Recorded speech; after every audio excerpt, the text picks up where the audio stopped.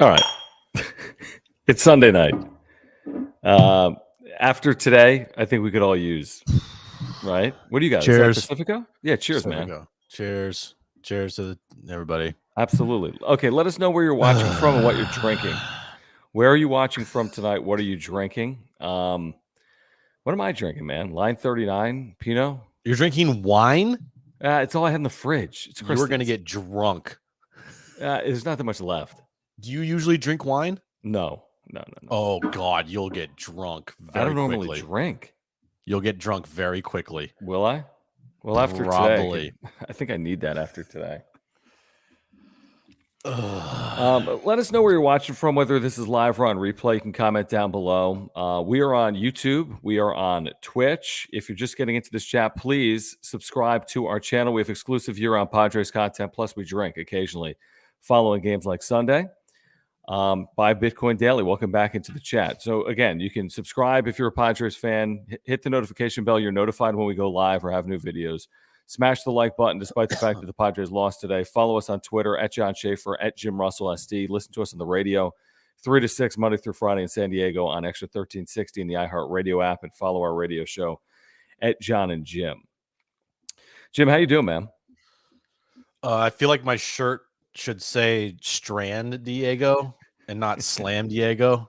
Scoreless Diego? Something.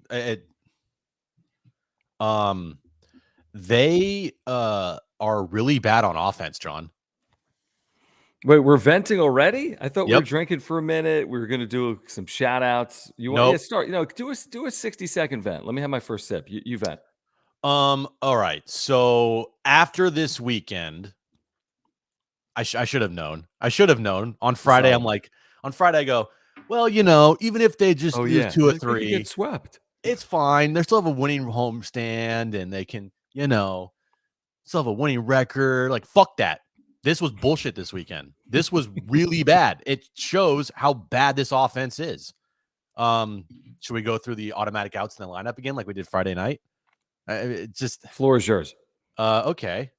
Cronenworth, he did okay this weekend. His bat started going again. He's the guy that I think I have the least concern about right now in the lineup of the guys that are struggling.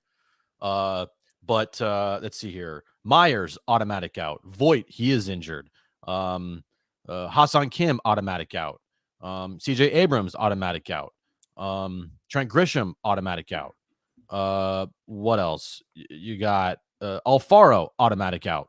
The entire bench, automatic out. I mean, it's just, it is what it is. It sucks, and I'm gonna be pissed about it every single time. It is what it is, and they are who we thought they were. It's just right, but it's just so annoying to watch because you're thinking to yourself, AJ, what the fuck did you do? You did nothing. Okay, hold on. Time out. No. If you're just getting here, let us know where you're watching from. That's Jim's first 60-second rant of the night. So that's Team Jim. I tweeted earlier today, and I got vilified for this. I tweeted this. No, 10 days ago, I'm on with Jim when I'm in Park City, Utah. Park City reference. We all agreed a 6-4 homestand would be not just a good homestand, a really good homestand. 7 games against the Braves and the Dodgers. No Fernando Tatis Jr. We all agreed a 6-4 homestand would be a good homestand. What changed? The way nothing changed. Absolutely. What were you expecting out of this team? What were you expecting? Didn't I say? I think we both agreed. The 6-4, okay, it's good. How they got to 6-4? No, it doesn't matter. It doesn't matter. Okay, so you have no concerns it's about how anything. You slice. It doesn't matter. What's it matter? I mean, who cares? So they went 2-1 against the Reds, not 3-0, and that makes their homestand better. Come on. Here's the question. What were you expecting? You thought they'd go better than 6-4 this homestand? You thought the Padres were on equal footing with the Dodgers? I don't know, man. And maybe it's not about expecting, it's about wanting, right? You want this offense to be better than it is, and it's just not going to be. It's going to be really bad all year until Tatis gets back or until they make another trade. It's just, that's what it's going to be. So I think I'm not expecting the offense to be better. It's that I wish the offense was better. And so when it's not, and to see how bad it is against good pitching, and then how they've now lost 12 of 13, or what is it, 12 of 13 against the Dodgers? They had lost 9 straight. 2 out of 3 means 11 of 12. Okay, so they lost 11 of 12 against the Dodgers dating back to last year. How they're losing, it's just, that's the most frustrating part. That's why you're upset if you're a Padres fan. Okay. Couple of things. I want to tell you about our title sponsor, Mark Nimitz and Farmers Insurance, before we get going. If you're just making your way into the chat, let us know where you are watching from. If you want to support this channel, if you want to make sure we get your comment, use the super chat function. We'll get to all the super chats here tonight. Most people early on here are on Team Jim. I understand it. I mean, we're all fans. I completely understand that. I do want to tell you about Mark Nimitz at Farmers Insurance. Auto, home, renters, life insurance, earthquake insurance. Mark's your man. You see his website right here. Farmers Insurance. You can get a quote from him on the site. You can get all of his information, address, phone numbers. You can save $750 on your insurance with Mark Nimitz, our title sponsor. He's a San Diegan. He's a huge Padres fan. He was there today. He was texting me about this offense. He was texting me about this game. He was not thrilled. He would love to talk to you about your insurance and about the Padres. Please get in contact with Mark Nimitz. Auto, home, renters, life insurance, earthquake insurance. I have homeowners and earthquake through Mark. He can save you $750. He's a San Diegan. He's a Padres fan. What else could you ask for? If you're in San Diego, please get in contact with Mark Nimitz at Farmers. And when you reach out to him at mnimitz@farmersagent.com, let him know that John and Jim from the Wrap Up Show sent you. Jim, what were you expecting? Would you have preferred them to lose 3-2 today to Clayton Kershaw? Is that what everyone wanted? Did they prefer a good game? It's 162 games. There's a lot. Okay, so what I said, expectations, you expect this team to be better, but they're offensively, but they're just not going to be. It's the reality of this offense. It's going to be bad all year long until Tatis gets back or until they make a trade, right? So what are you hoping for? I mean, you're facing Clayton Kershaw, who's like 30-5 against the Padres.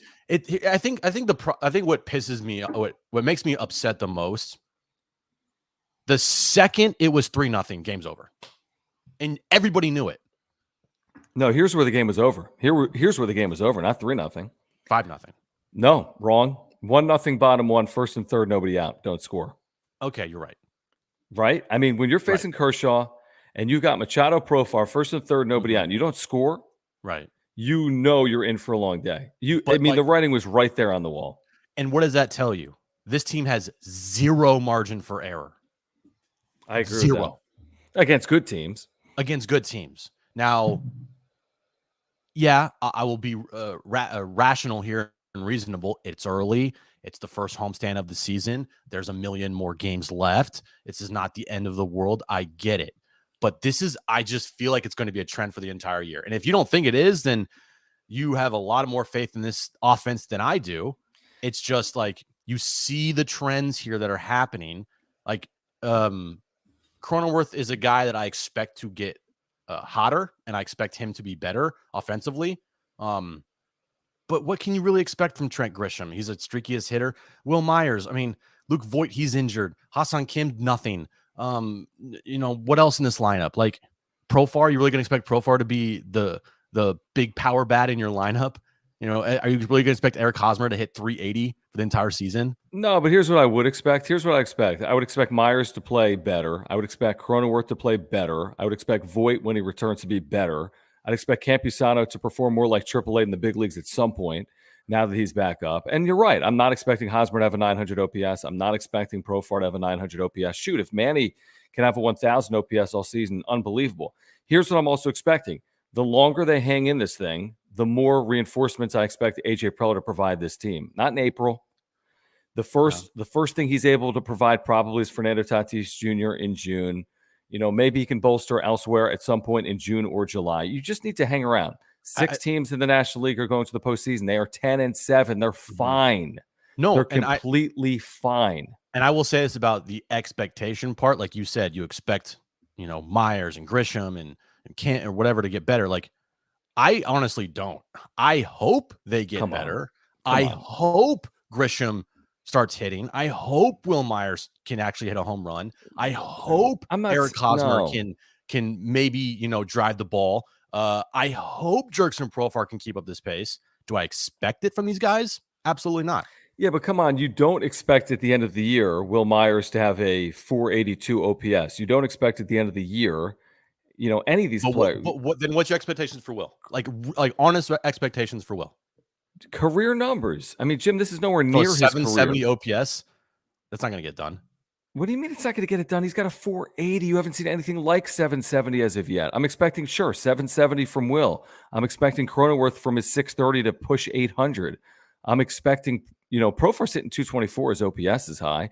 I'm expecting more. I mean, I'm not expecting the world. I'm not asking for 1,000 OPSs. I'm expecting more from guys like Myers and Cronenworth and Grisham. That's reasonable.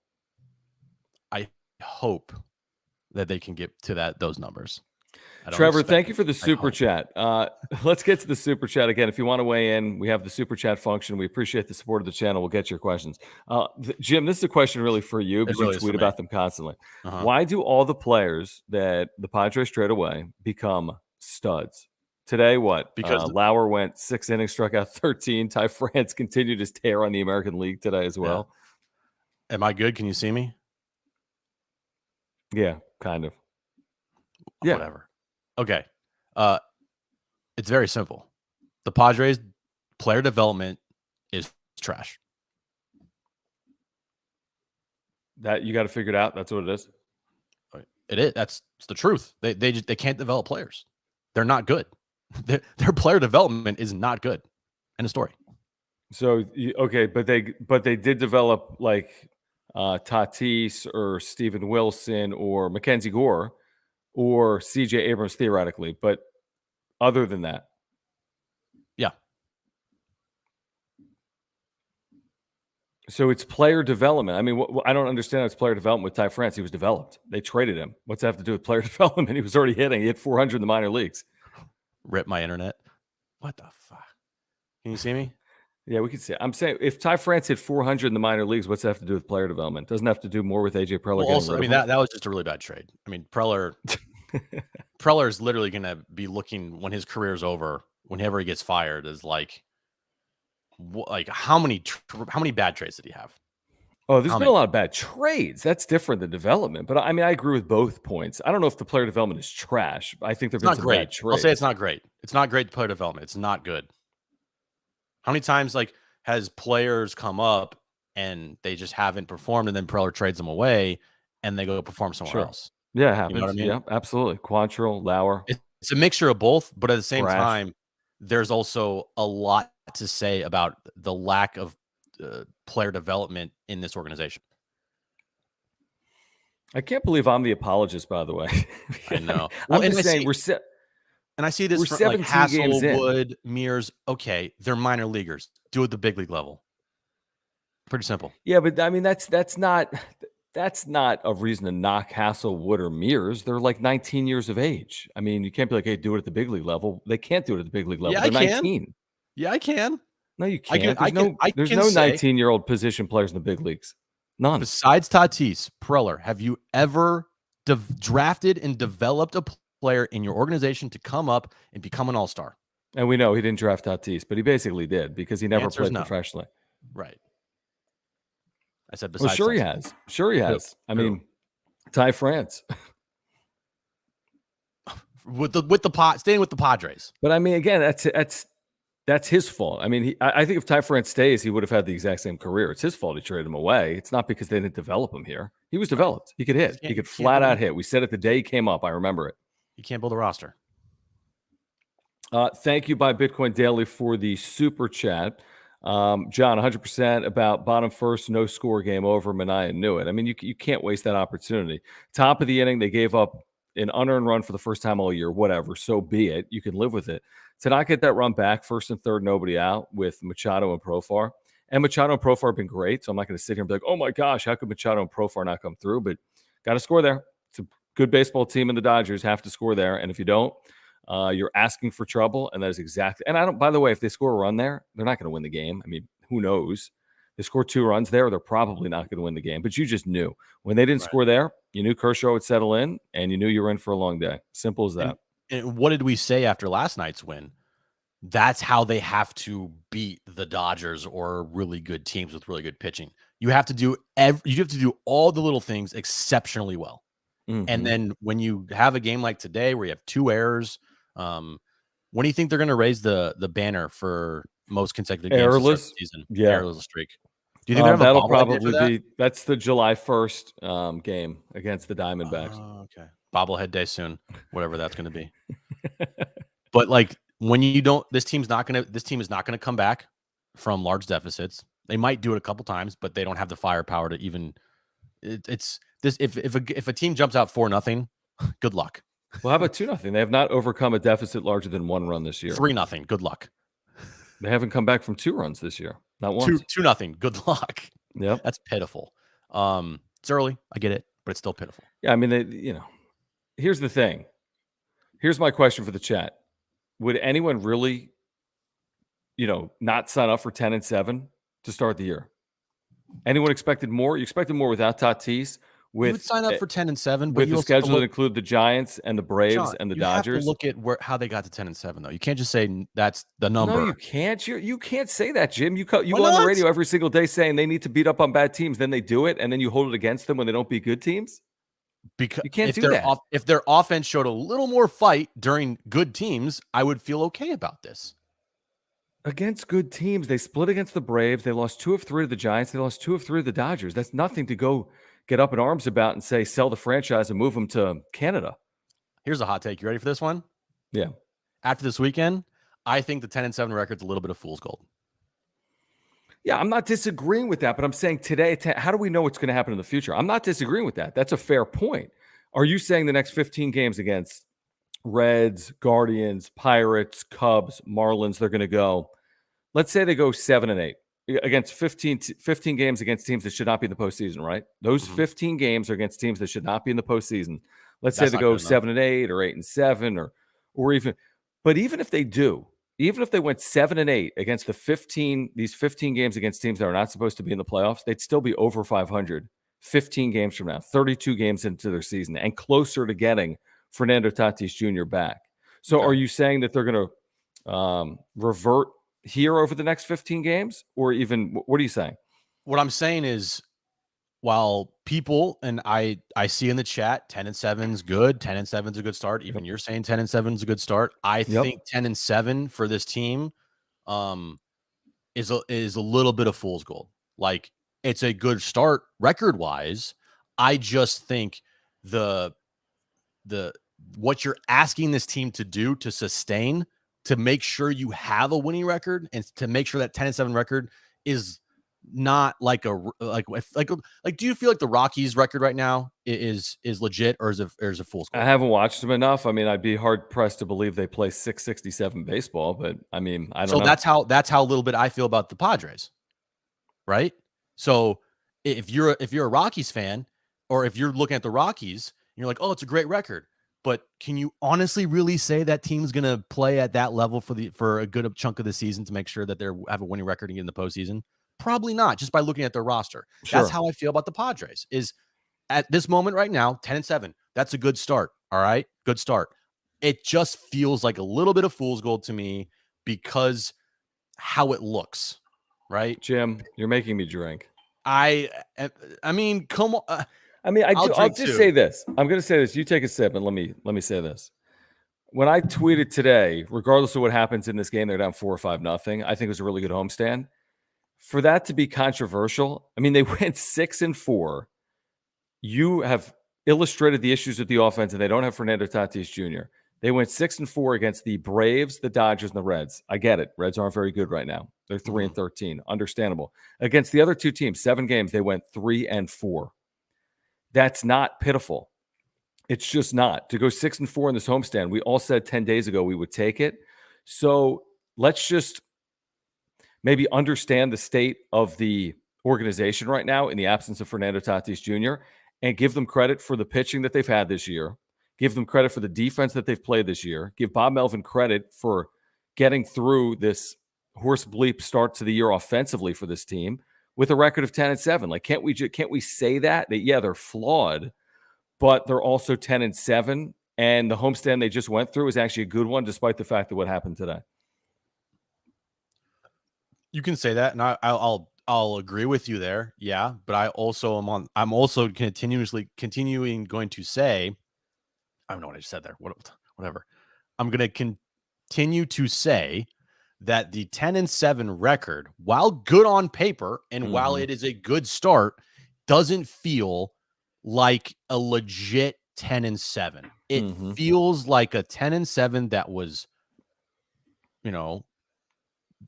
a lot to do with a part of your team that it's hard to count on for an entire season to be that good for all 162.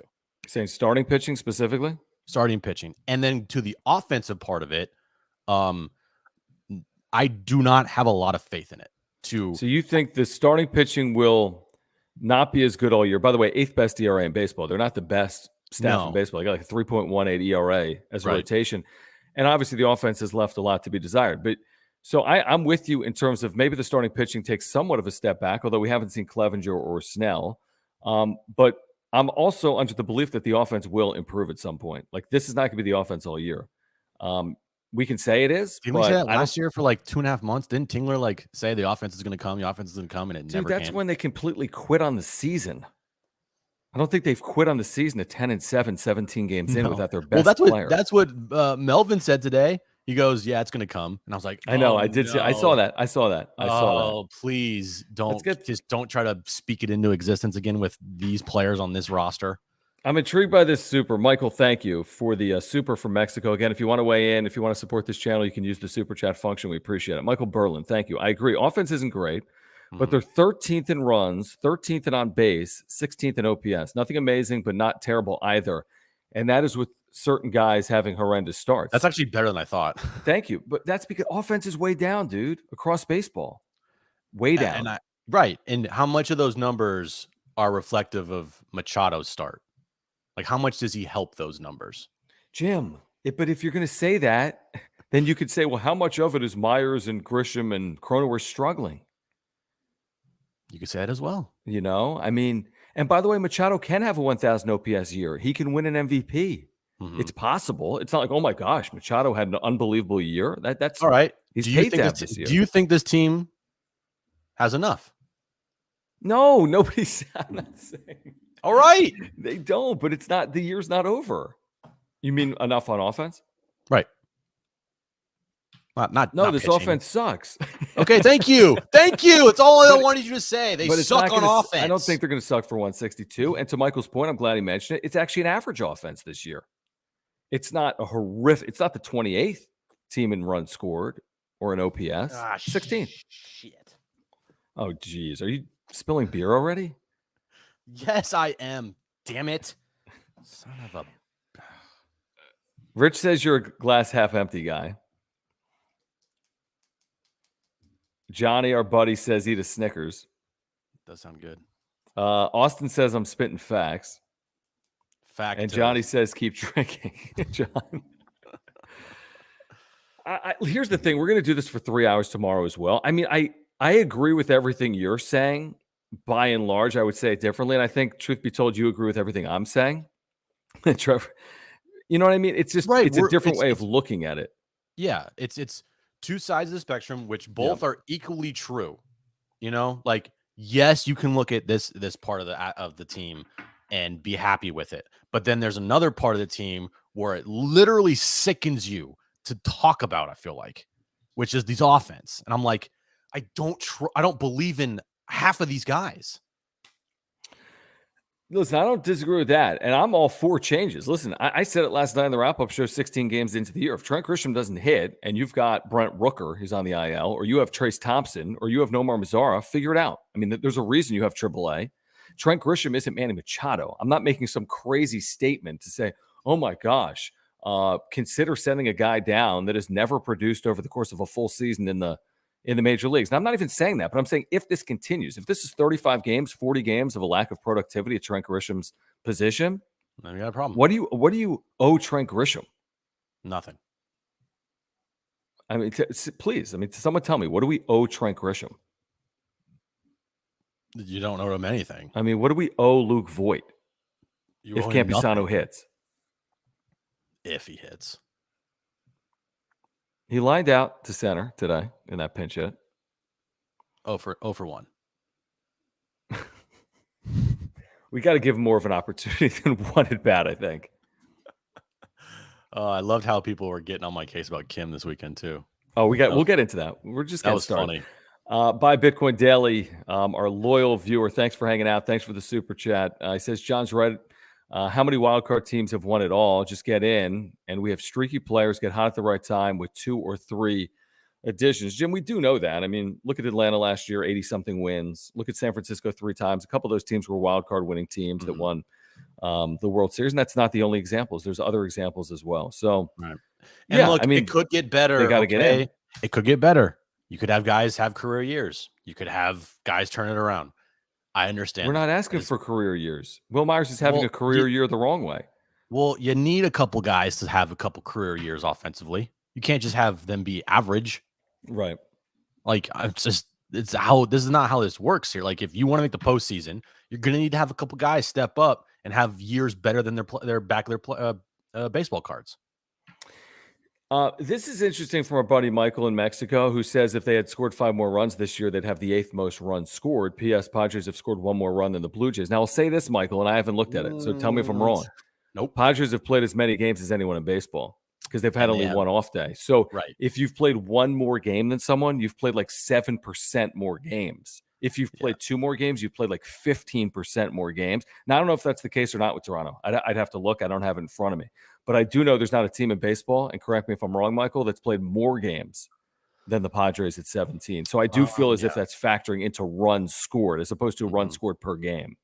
And, they had a couple games where they scored, I think, 10. They scored 10 and 12 runs. And they did. And they back-to-back 6-run games against the Reds last week. Right. So they're propped up a little bit, but that's fine. It's a little inflated.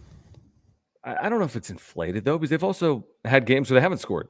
It's like today. Like today. And every game in the Brave series, except for the opener. This whole weekend, actually, they just couldn't score. Someone put Jim in a padded room. Let's make sure, Jim, there's nothing like sharp near you, is there? Just relax for a sec. It's going to be okay. 10-7 for Cincinnati, Pittsburgh, and Cleveland. Now, again, I don't think it's as easy of a trip, by the way, as it looks on paper. Let me tell you why. Pittsburgh's actually been good, really good at home. Cincinnati is so super due not to play 3-13 baseball. And the Guardians, they just got swept at Yankee Stadium, and they're a 500 team. But they should be decent this year. You think I'm bad now? You lose 2 or 3 in Cincinnati. Oh. David says, have faith. David, thank you for the super chat. The offense is coming. Today's loss sucks, though. I'm with you on today's loss. This thing was an absolute train wreck. If I would have been there, one of the 45,000 people or a Padres fan, it was a disaster. I mean, they looked awful. And it was also to me. I was just going to say, it looked to me like a team that was celebrated. Hey, we beat the Dodgers Saturday night, as if they had accomplished something. Like you didn't accomplish anything last night. There's no reason to celebrate Saturday night. Celebrate Sunday with the series win. It also was a disaster from the standpoint that you had a crowd of probably 75% Dodger fans. It felt like, honestly. You're saying today or the only reason why I say that is because of how much noise they were making from the 10 runs the Dodgers scored. So it felt like that. Probably wasn't. It was closer to probably 50-50. But you saw 133,000 people at Petco Park this week, and the most ever for a 3-game series. And the Dodgers fans took that place over. Sorry. Thank you, Michael. So Blue Jays won fewer game than the Padres. But when you think about it over that few games, the difference between 16 and 17 is more than 5% of a season. Right. So I get your point. That's fair. But that's a fair point that the Padres offense has not been as anemic as Jim makes it out to be, according to Michael. And I kind of agree. Hey, it's a $200+ million payroll. And I mean, was it a good investment in Eric Hosmer and Will Myers? I mean, I can answer that. And Ha-Seong Kim and Jerkson Profar, even though he's been good. Hard to be critical of Profar with the defense and the offense. I know he's been really good. Yep. By Bitcoin Daily, thank you for the super. Thanks, man. So we were talking about it won't till Tatis gets back, though. Follow up with that. Are you talking about the offense? Okay, it won't improve maybe until Tatis gets back? It won't. Maybe. Yeah. I mean, that's how you feel. Yeah. Right? But I also feel the fact that, like, if this offense stays at this pace where, like, you're going to have a couple games that are good, but then most of the time it's going to be it's just hard watch, right? And you have a couple guys in your lineup producing, and you have a bunch of automatic outs. Like, to expect Tatis to come back in end of June and be like the saving grace to this offense, he's that great. He might do it. It could be just that simple. Tatis returns, you put him in the leadoff spot, boom, everything falls into order, and we're good to go. But, who even knows if Tatis is going to be fully healthy when he gets back? I mean, there's no reason to think he wouldn't be, right? I mean, he's already doing baseball-related activities. I mean, I hope so. He's not going to be fully healthy as a 23-year-old after wrist surgery. I mean, he should be. Well, you hope. Yeah, we hope. You're right. There's no guarantee with health. Our buddy Rich says the weekend sucked because we didn't put up a fight. I mean, I'll say this. Yeah, they were outscored 18-6. If they didn't put up a fight, they lose Saturday night. Because I've watched that game 100 times before, and the Padres lose that game more often than not to the Dodgers. Right. They should have lost that game based on the Andy Green, Jace Tingler era, but they didn't with Bob Melvin. Mm-hmm. So not putting up a fight, in my opinion, is losing Saturday night in Padres fashion. But they won on Saturday night. I don't care how many runs they were outscored by. They lost the series 2-1. That's it's what like matters. the Cubs in the Pirates series. They got outscored by 17 runs, and the Pirates still won that series. Oh, is that right? Because the 21-0 game. Right. Yeah. Let's get back to these supers. Our buddy Trevor, thank you for the supers. Again, if you want to support this channel, if you want to get your question in, you can use that super chat function. Trevor says the disparity between the Dodgers and Padres payroll is $60 million. Yet we're talking as if the Padres will barely squeak into the playoffs. So are you saying that, Trevor, as if to say the Padres are clearly in the postseason? Or as if to say because the disparity is so significant, it makes sense that the Dodgers are that far ahead of the Padres? I think the fact that with the payroll the Padres have, and I view them as a team that's going to have a massive fight on their hands to make the postseason. And I think Trevor's saying that the Dodgers, obviously, they're pretty much a lock. Right. But the Dodgers payroll, it's still massive, but anything over $200 million, you shouldn't be, I feel like, just fighting for your lives to make a postseason spot. Now we don't know if that's the case. It's expanded postseason, so it's easier. I mean, we don't know if they're fighting for their playoff lives. True, you're right. But it's April. But it just feels like this season will be a fight. You might be right. I mean, you might be right. By the way, B Danger, Pittsburgh, good John. They got skunked 21-0 by Chicago. They're 4-2 at home and they're 500 overall. I mean, I don't think they're what they were, which was the worst team in baseball for the last 5 years. At least they're playing better than that right now. I'm not saying they're world beaters. They're going to win the World Series, but 500, 4-2 at home. So I don't think it's some guarantee, you go there and sweep or even win the series, to be honest. Yeah. Got another super chat here from Michael. Thanks Michael. Man, Mexico.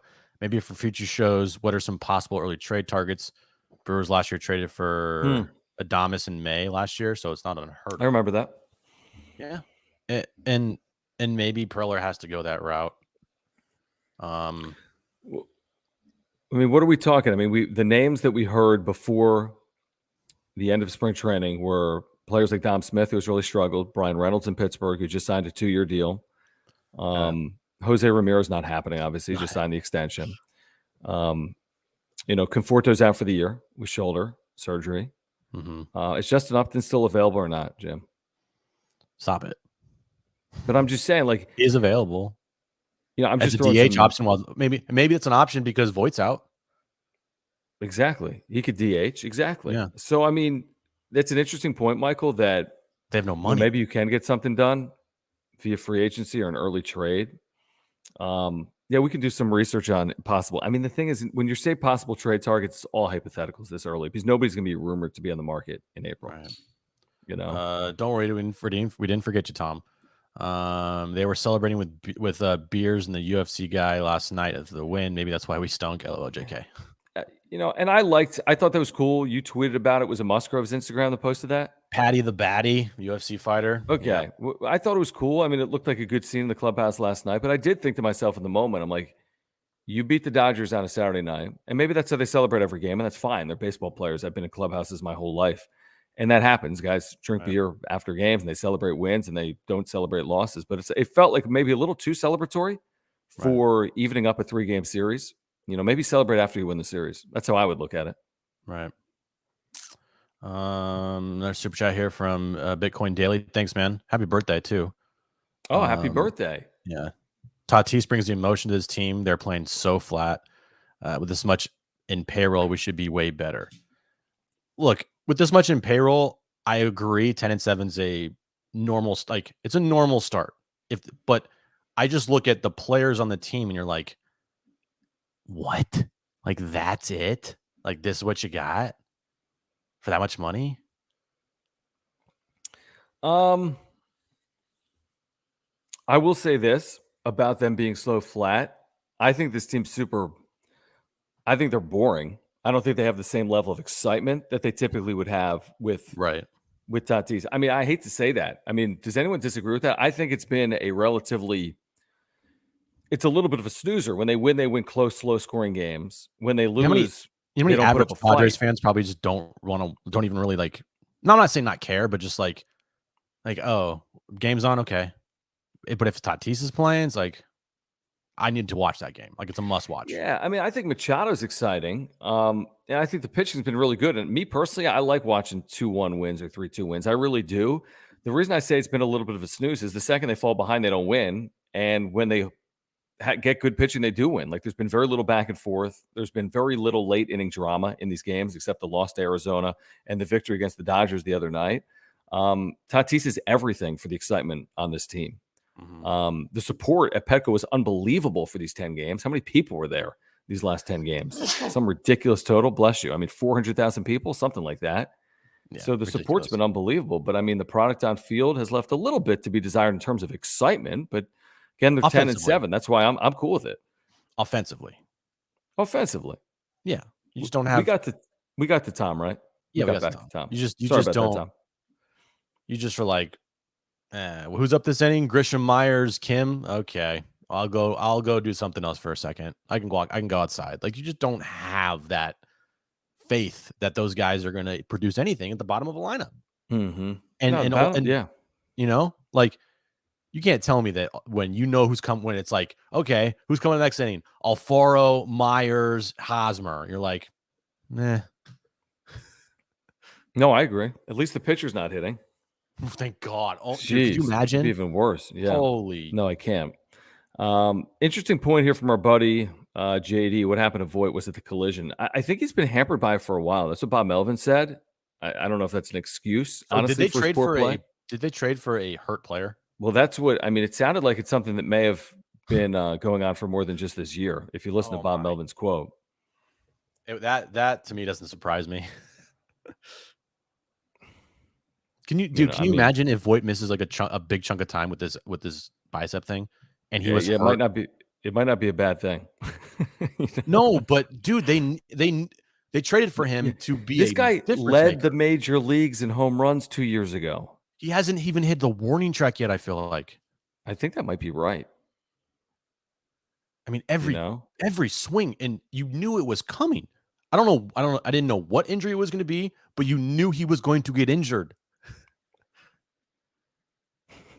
I do agree with this, by the way, from Jato. At least Voit admits to being a waste of ABs. He has. Right. He's been critical of himself, and now he says he's not fully healthy, and you have to take him at his word. Yeah, I'm not critical of anything he said publicly to the media. I'm critical of his play, and he is as well. Yeah, double. Oh, he had a double off the wall, double to the wall. Oh, great. Great. Where are they going to put the statue? Will it be maybe third base side, or would you do it first base side? I would do it probably right below the Tony Gwynn statue. Right. Maybe next to the future Tatis and Machado statues. Right. And yeah, of course. Hey, you know what I found to be a really interesting topic of conversation this weekend after Cabrera got to 3,000 was like, who's going to be the next to 3,000? And there have been a couple of like national posts. You probably saw them on social media that didn't even reference Manny Machado, who's pushing 1,500 career hits. And is he 29 or 30? Whatever he is. He's turning 30 this year, I believe. He's 29.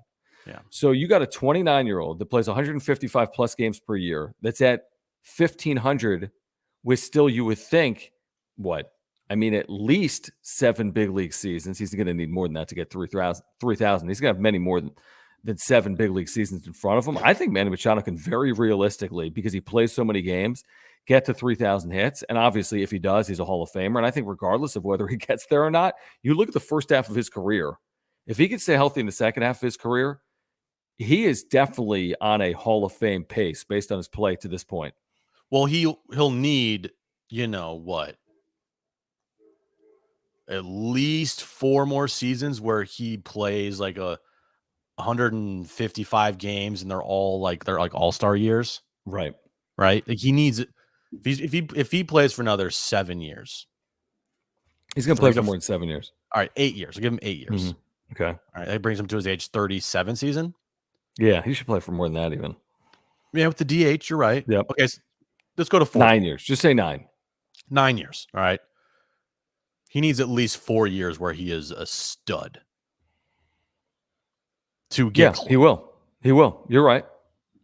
You're right. But I mean, it's pretty impressive because there's not a lot of guys that are going to get close. I mean, Trout's not going to get close. Trout's always hurt. Right. Tatis power numbers are ridiculous. The next might be who was it? Someone's got 2,600 hits. Cano, but he's so old and tired. Yeah. I just found it interesting. I mean, people were like, not even considering Manny Machado. I'm like, Manny Machado has a really good chance at 3,000 career hits. Jose Altuve? Oh, yeah, Altuve. I mean, all he does is hit. I mean, yeah, Altuve's got a really good shot as well. So Altuve could do it earlier. He's at 1,783. That's incredible. Wow. That's incredible. He'll get 2,000. We'll get 2,000 this year. He falls out of bed at 200 hits. I know. Let's see here. Also, I saw Freeman. Oh, Rich makes a great point here. Ty France will definitely get 3,000 hits. We'll see. It's pretty early. If Ty France turns into a Hall of Fame player, I swear to God, you're just going to keep retweeting for the next 17 years. 1,000 every double, every homer, every double, and then I'll tweet a freaking picture of AJ. No chance. No chance on Freeman if he's at 1,700. No shot. No shot. No shot. Great career though. No shot. Yeah.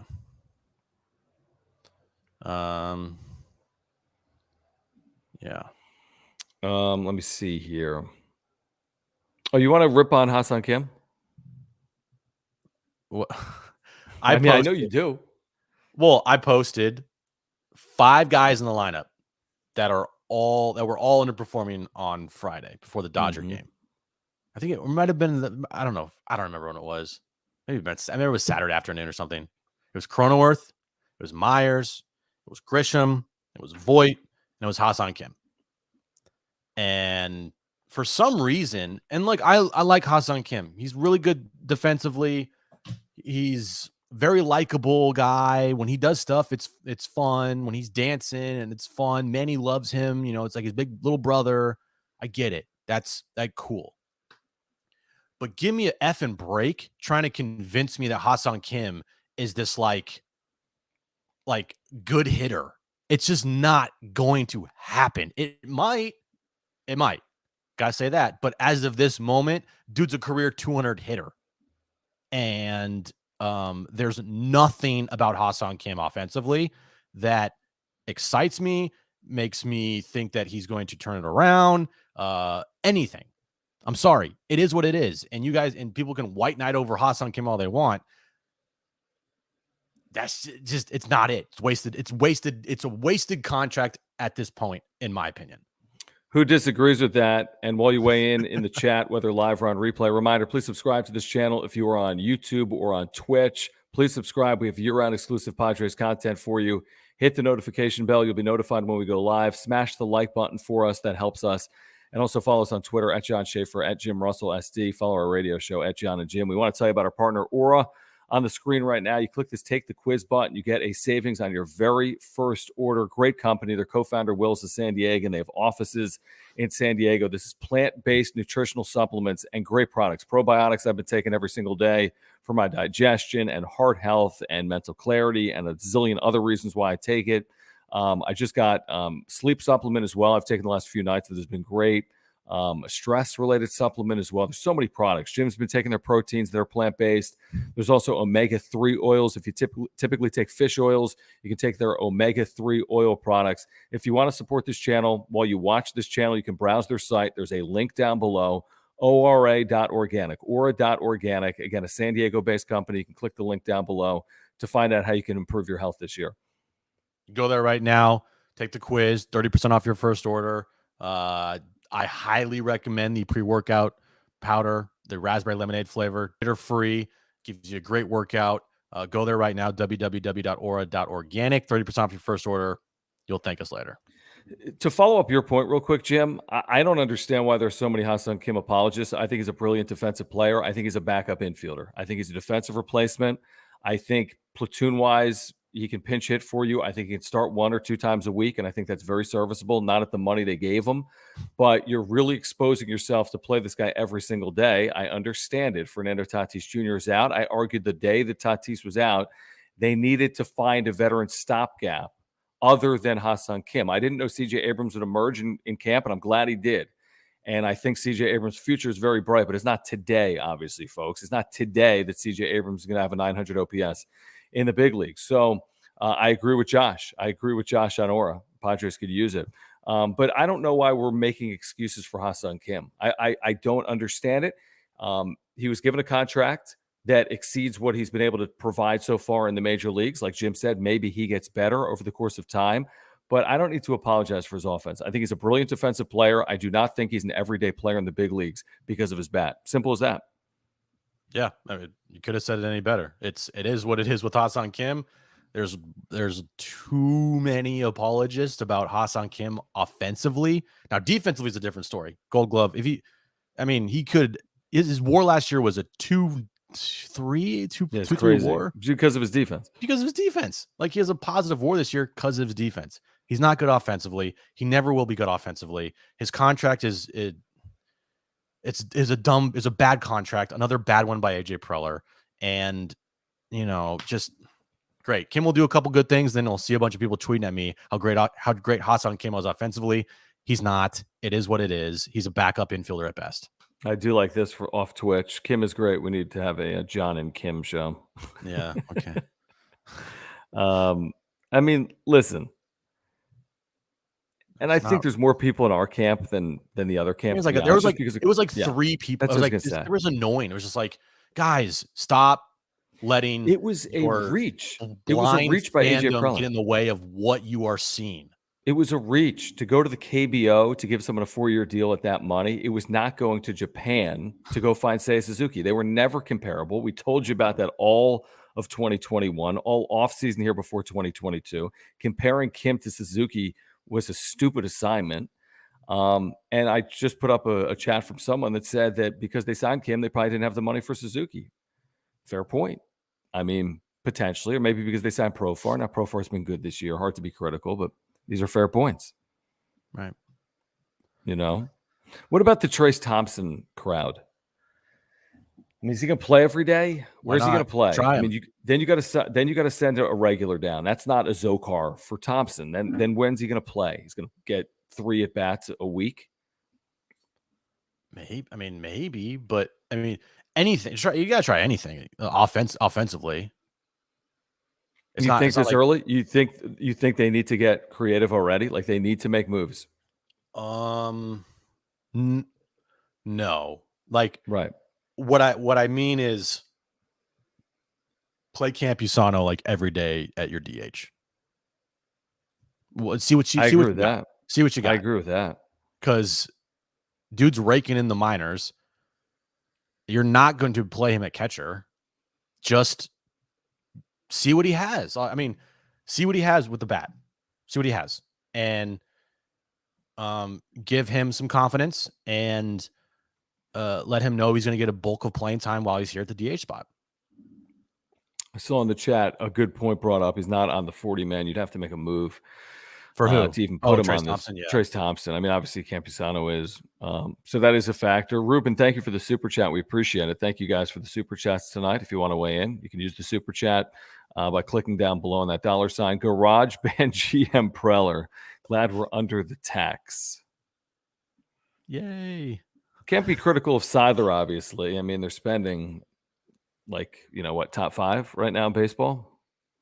But like, never mind.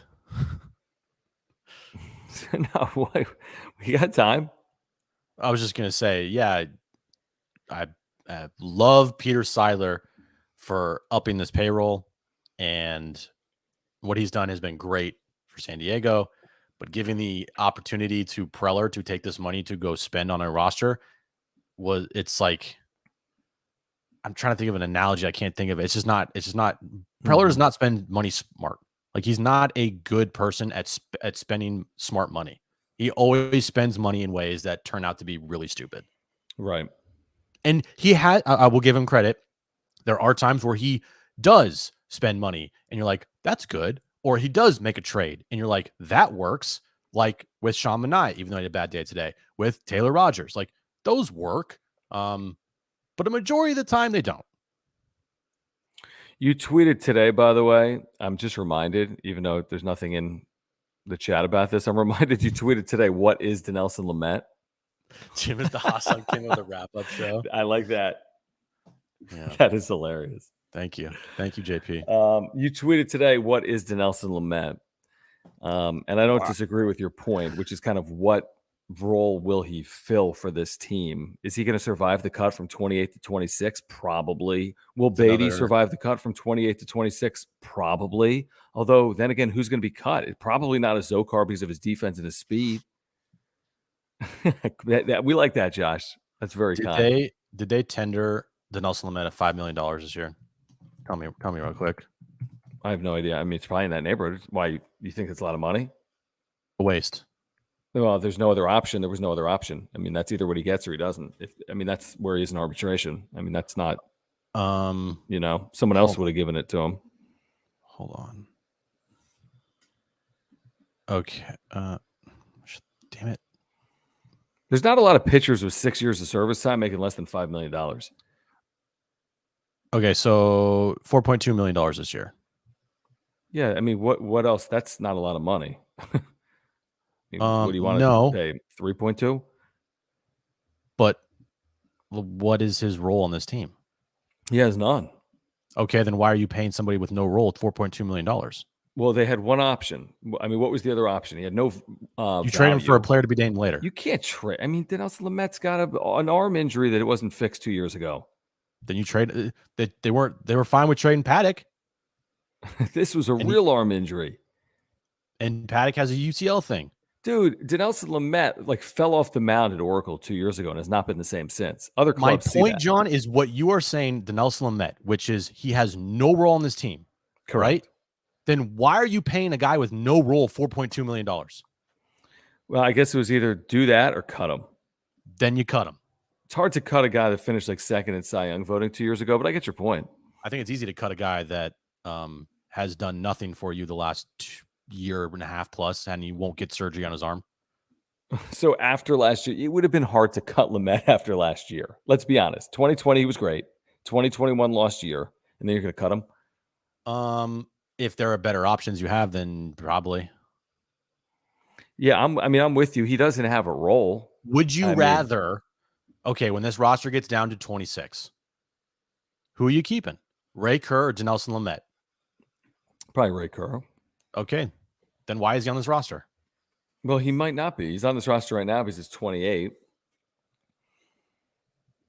I just tell me, I'm trying to explain it. If you say this guy has no role on this team, why are you paying him $4.2 million to do nothing? Well, let's also remember that how many games has he appeared in this year? He hasn't been that horrific. Yes, today allowed a 3-run home run. He has not appeared in one high leverage situation once this season. Well, maybe one. I will give him that. He maybe won, and I think he got out of it with. I think he got out of it with one pitch. One pitch. He did. But he is definitely not part of the A team. No, he's not. He's on the C team. I'm with you. I mean, how they use him is like he has no value. That's how they use him. It's just what is Lamet? I don't know, man. And it sucks because I think Lamet, when he was healthy, was amazing. His slider was unhittable. His fastball was amazing. Jim, he should have had Tommy John I surgery. know. And I hated the take. Well, it's up to the player. That's the stupidest thing I ever heard in my life.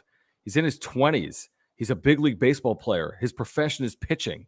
He should have had the surgery. Now we know it was the wrong move. You think? Yeah. Let's get to another super. Okay. Myers has got, thanks, Bitcoin. Yeah, Myers got to go. Cut him.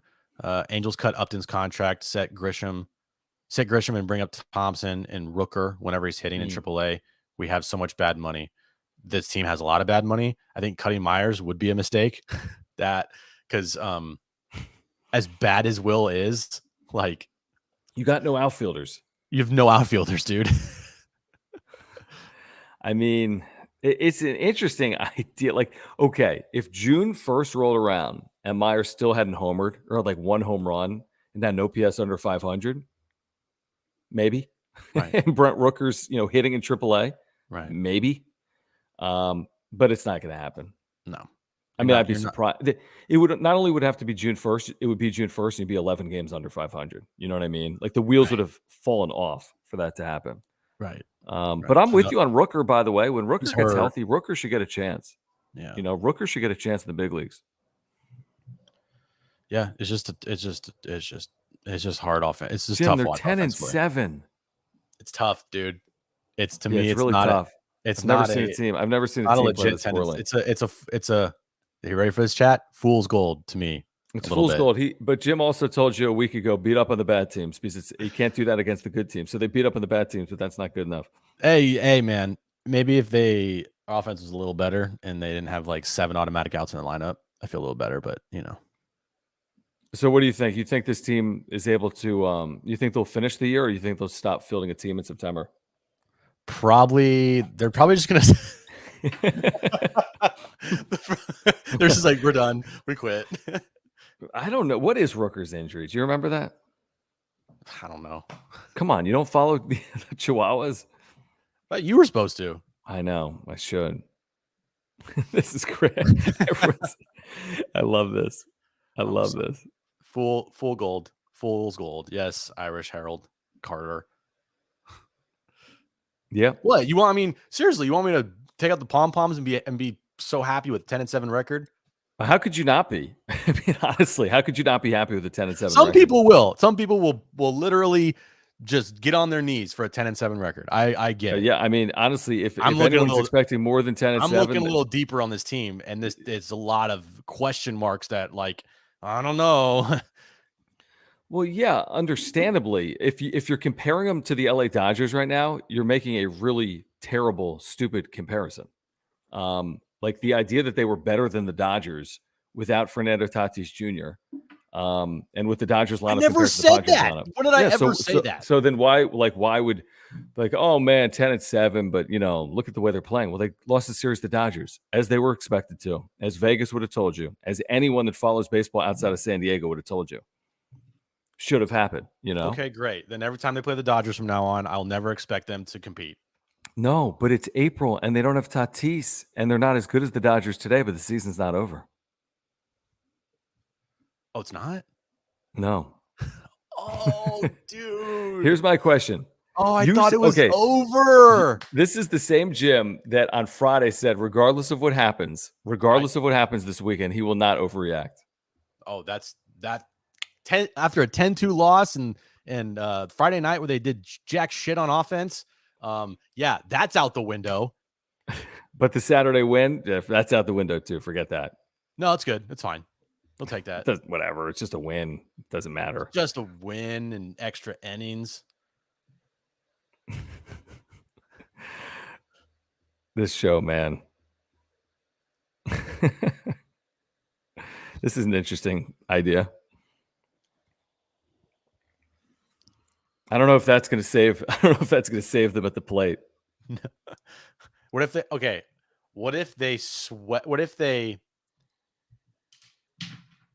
in their next 7 games swept? John, wait, win their next 7? Win their next 7 games, but they all win like. No, never mind. That's stupid. Let me hear this stupid. Let me hear this stupid idea. Nope. Let me hear it. Nope. This is so dumb. Nope. You're gonna tell me It's that not. they won Nope. 2-1. Nope. Not gonna say it. I want to hear it now. No, I'm not saying it. I want to rip you. Let me hear Nope. it. No, I'm not saying it. You can't rip me if I don't say it. Here's the thing. I'll rip them here. I'll tell you this right now. If they get swept in Cincinnati, then we can. If they get swept in Cincinnati, like you thought tonight, I'm being harsh. Like I'll destroy them. Right. I mean, hopefully they don't get swept in Cincinnati. But I mean, again, I'm not expecting some 6-2. I'm not expecting a 6-2 road trip because they're playing Cincinnati, Pittsburgh, and Cleveland. Like I'm a realist. 500 team in a 500 team in June. Do we start rebuild mode? No, 500 team in June is fine. No, that's what are we understanding what the goals are here? This is kind of, right the ship until Tatis returns, and there's 6 teams going to the playoffs. You don't have to be 19 games over 500. Hang around, get hot in the second half of the year, go on a 6-game winning streak, get into the postseason. I think that would be a positive if they're a game or two over 500 in June, Yeah. It's just very hard for me to be level-headed. Okay, let's just leave it with this. I want to see this come into the comments right now. Who feels more like Jim? Comment Team Jim. Who feels more like me that there's 145 games left? They don't have Fernando Tatis Jr.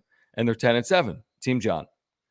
Let's pull up some comments. Team Jim, overreact. Level-headed. Team I'm John. not overreacting. Yes, you are. Oh yeah, I am. But there's a lot. I mean, am I saying things that are like completely false? Like our buddy Dildo. What's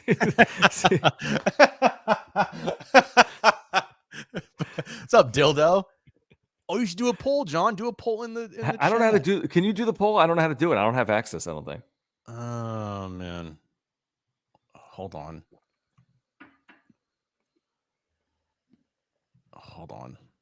Okay. There's some funny comments here. From Dildo. From Dildo. Maybe it's Dildo. No, it's Dildo, John. Let me just go back and forth. You can pull up the poll. Matt says Team John. Josh says Team Jim. Ruben, Team Jim. Big Island Bum, Team Jim. I think people are okay. We got Oz, OZ here for Team John. Bill, Team Jim. Our buddy. How do I pronounce this, by the way? Is this 13 Oogie or Boogie? Team John. Our buddy Harold or Carter, excuse me. Team Jim. Team John. I mean, it's kind of back and forth here. Michael B. Danger, Team Jim. I put a thing in. Yeah. Cool. I'm just clicking on people because why not? Well, it's funny because like it's kind of, it feels like it's 50-50, right? Yeah, it really does. I agree completely. And so what that tells me is like, I'm the irrational fan part of people's brains, and you're like the level-headed fan part of people's brains. No, I know. And both can be true. Both of us can be true. Like we're none of like, yeah, I might be wrong on some stuff, whatever. I'm always wrong. But like, there's truth, I feel like, in what we're both saying. I mean, I know this is our entire show tomorrow from 3 to 6 on the radio because I think it's interesting. And I think that this is how people look at it. There's either a lot of disappointment based on the way they played this weekend against the Dodgers on Friday and Sunday, or there's hey, look at what they've done overall, and look how they're doing it without Tatis. They're 10-7. Bob Melvin's made a difference, and they just got to hang around, All right, so now I see it from both. 60% Team John, 40% Team me. Keep those votes coming. So please don't say this. Stop it. Get that off the screen. What are you doing? Get off the screen. Jesus. Jim, tell the truth. I think he is. When sober, I'm John. Drunk, I'm Team Jim. Oh, this is pronounced Boogie, by the way, our buddy. Oh, really? No bull. I didn't know. You didn't know that it says it. I know it's a 1-3. It says Boogie. That means Boogie. Boogie Cousins, dude. I'm not like an internet expert. One thing I know is you're not an internet expert either. No, definitely not. Jesus.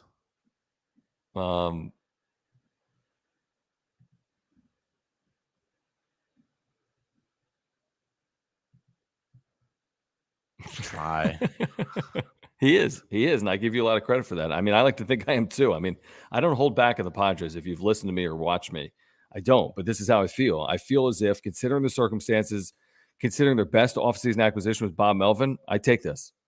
Because I didn't expect them to be 13-4, and I didn't expect them to win this division. I told you the day before the season started, I hate to be the guy that tells you this, they're not winning the division. I didn't say it as bluntly as that, but that's how I felt, and that's how I feel now. Right. Still think they can have a good year without winning the division. No way they're winning the division. I said 85 wins. 85 wins. And 85 wins wouldn't be the end of the world. If they make the postseason.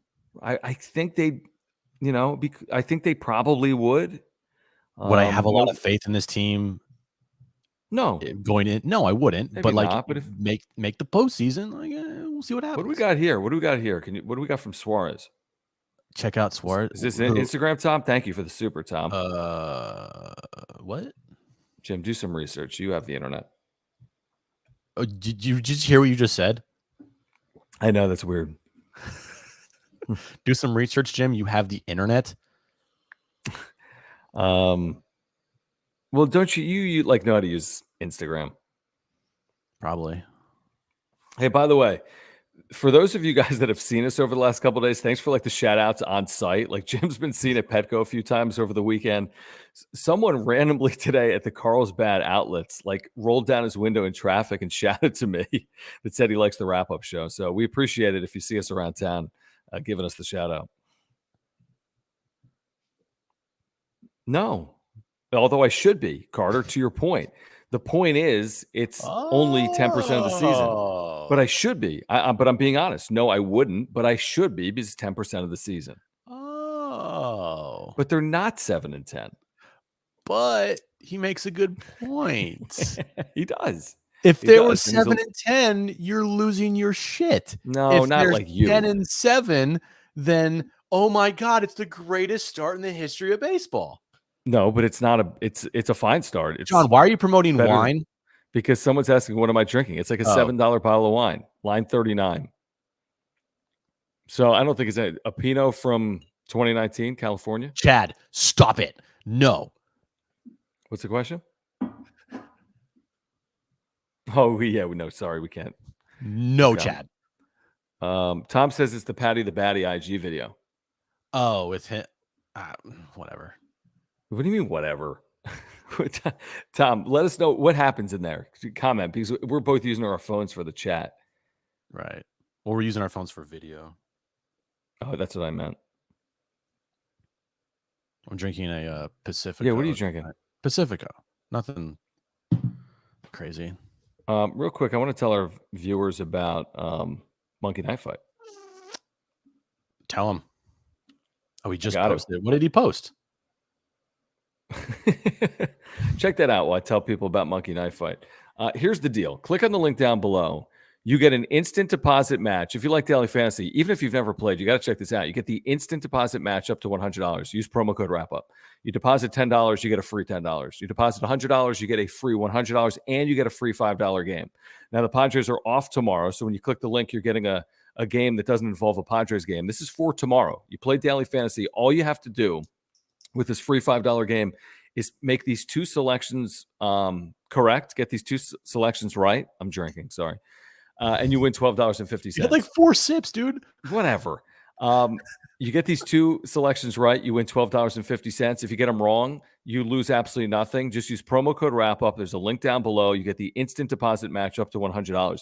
Now, Brewers are not playing the Mets tomorrow, but these are some aces right here. Burns more or less than 7.5 strikeouts against the Giants. I want to say that's in Milwaukee. I could be wrong. On that. More or less than 7.5 strikeouts against the Giants, who have been playing great baseball. And then Max Scherzer, more or less than 6.5 strikeouts tomorrow for the Mets, who, speaking of playing great baseball, the Mets have played great baseball. You get these two right. You pick more than 7.5 strikeouts. You pick more than 6.5 strikeouts. If both of those hit, you win $12.50 like that. You get one of them wrong, you lose absolutely nothing. Use promo code WRAPUP, link down below. If you've never played Daily Fantasy, this is super simple with Monkey Knife Fight. Support the channel and get that instant deposit match as well, up to $100. Go win money right now. Do it. Like that. Go win money. Be a man. Go win money. Got a couple more super chats here from Michael. Pitching is elite. It's good. I wouldn't call it elite just yet. It's good. It's not. I know where you're going with this. Offense just needs to be average with guys like Tatis, Machado, Cronenworth, Profar, and a trade enough to make the postseason. Brewers won 95 games last year with terrible offense. Brewers had 2 pitchers up for the Cy Young last year. Right. They were amazing. And while the Padres pitching has been the backbone and the anchor of this club at to this point in the season, I wouldn't call it elite. Yeah, I agree with that. I think it's been good. I think the pitching has a really good potential of being elite. If Clevenger looks anything like Clevenger or Snell looks anything like Snell, then I think the pitching could be really good. I do think they got to get healthy in their bullpen. Guys like Pierce Johnson, Drew Pomeranz, I think could help in the second half of the year. I mean, Devin Williams, Hader, lights out stuff. You can't hit those guys. So Tom was saying they were just like partying their faces off last night. Oh, that's a good. So they came in all hungover, is what they're trying to say. Is that what we're saying, Tom? I didn't see the videos. Good job, everybody. I didn't see the video either. In Patty's last post, there are multiple posts. You got to scroll. All right, we'll check it out. Oh, and then there's this super from Ruben, hangover from Patty the Batty celebration. I hope. Did you know who Patty the Batty was before yesterday? No, did you? I did, but it didn't hit me like, oh my god, you know. It's like, what is he doing there? Boogie says, show the video. I don't know what he's talking about. Like wherever. Oh, tag John and Jim. We've been tagged in the video. Can we pull it up on Twitter? Let's see. Hold on. All right. You pull it up. Okay. Hold on. I will. Okay. Hold on. What the hell are they doing?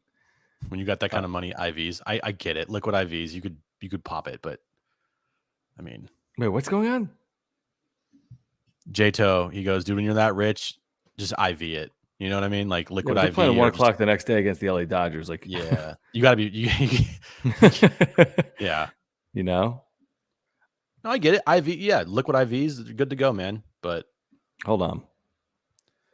Oh shit! What is going on?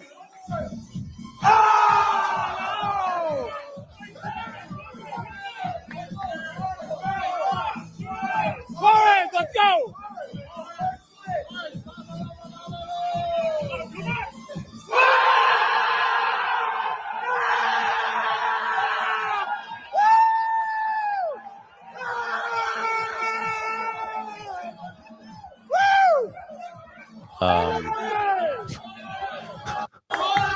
So they won the World Series last night. Come on, no!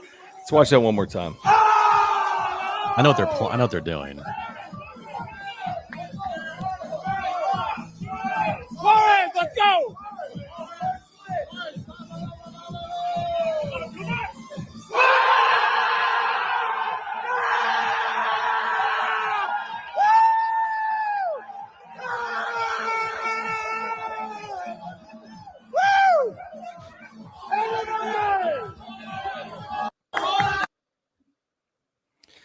I mean, I'll say this. It goes on in every clubhouse in Major League Baseball. Right. You shouldn't have video that stuff out. It's a bad, in my opinion, it's a bad look. Yeah, keep it in house. Yep. Because you're gonna see irrational fans get really pissed at that. And when you go then when you go out the next day and you lose 10-2, yep. It's not a good look. Like no, it's not a good look. Know, like just how the Tatis soccer thing's not a good look. Bob Melvin said it. That again, you're right. That happens all the time in clubhouses. Everywhere. It's not uncommon at all. No. But I have no problem with it, to be honest with you. I don't think it's a good look for it to get out, is what I would say. Because you don't want that in the ether, you know? No, you don't. You don't want that because you're just setting yourself up for when you lose like you did today for people to be like, what the you know what? I don't know. I saw Manaea in that video jumping up and down. You know? I know. I don't know if it explains what happened today. I mean, it's just, hey, man, it is what it is. Yeah, I mean, I agree with this too, J-To. I do. I mean, I wish I was there, dude. That'd be fun as hell. Then there's Peter saying, I don't know if he was partying. He was with his teammates. Yeah. What time the game end last night? The game ended like at like 8:30 though. You know what I mean? It wasn't like a 1 o'clock in the morning. So it's still relatively early. Right. But you're right. Like it's just like you're setting yourself up for when you and no Padres player posted that, by the way. That was Patty the Batty. Yeah. But it's like, can we not post that? I probably keep phones out of the clubhouse. You know what I mean? Like you keep phones down. Like, hey guys, we can have fun, but let's just not show that to the fan base. What a weekend. The lows of Friday and Sunday, the high of Saturday. Day off Monday. Right, I feel better now. Get that off my chest. Yeah. What's the poll at, by the way? That's a great question. Hold on.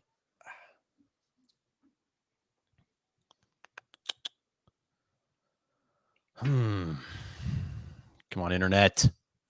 Come on. This is a joke, by the way, from Michael. 60-40. You see this chat on the screen? I know. I saw it. 60-40 you. Okay. You're wrong. I'm right. Thank you. Honestly, I thought it would be 64. Sometimes you just got to get it out, man. You just got to get it out. And you're like, okay, I'm good. Get it out. What's this going on from our buddy by Spit facts and get it out. Who cares? Wells from the Yanks, no node hung. Oh yeah, no, it's true. No, it's true. I mean, it's fair. It's baseball. You don't have to be, in elite condition to win a baseball game. You don't. It's just when you lose 10-2. Again, I'm with you. I just wish the video didn't get out because I think it's kind of it might not be a good look. But I'm with you. You can win after drinking. I promise you that. I've watched it for a million times. Are you kidding me? They've done. It's not their first time they've done this. Like it's not. It's very, very common. I'd be worried if they didn't do the stuff like that. To be honest with you. Right. This is a good question, by the way. I hope so. I hope so. It's a very good question. And Rich, look, you're right. Long season, they're above 500. Drink to that. Okay. On that note, right. I think we covered basically everything. Here's the deal. If you are here live or on replay, thank you for hanging out with us for the last 80 minutes. Please subscribe to this channel. We have year-round Padres content for you year-round. Just hit that subscribe button, hit the follow button if you're on Twitch, hit the notification bell, smash the like button, follow us on Twitter at John Schaefer, at Jim Russell SD. We've got Padres content for you. Follow us on the radio, by the way. We appreciate it. At John and Jim, 3 to 6 Monday through Friday, iHeartRadio app, also Extra 1360. If you wouldn't mind, if you're here right now and you're loyal and you've been with us, please click on that link down below for the Best of UT Readers poll. Jim and I are up for some awards somehow in San Diego for Best Radio Show, a couple of other awards. If you click the link, you'll find John and Jim in there a couple of times. You'll find me in there as well. If you wouldn't mind supporting our channel and our radio show by clicking that link down below, we'd greatly appreciate it. Please support our sponsors. Mark Nimitz at Farmers Insurance. Again, I say this all the time. Jim feels the same way. We don't do this without the support of Mark Nimitz. So we really appreciate your support of Mark, who does auto, home, renter's life, earthquake insurance here in San Diego. Huge Padres fan, lifelong San Diegan. Link down below for Mark Nimitz, our title sponsor. Aura.organic provides great products that can improve your health in 2022, all plant-based. There's a link down below. Click the Take the Quiz button. You'll get a discount on your first order for Aura.organic. And also Monkey Knife Fight. Get a 100% instant match on your first deposit up to $100 using promo code WRAPUP. Click the link right now. 100% instant match. Use promo code WRAPUP. Also a free $5 game. Jim, what do you say? What did you drink tonight? One beer? One beer. I'm not done yet. You are soft. All right, man. For Jim and Jim's Internet, I'm John. This has been the Wrap Up Show presented by Mark Nimitz. Catch up with you on the radio tomorrow at 3.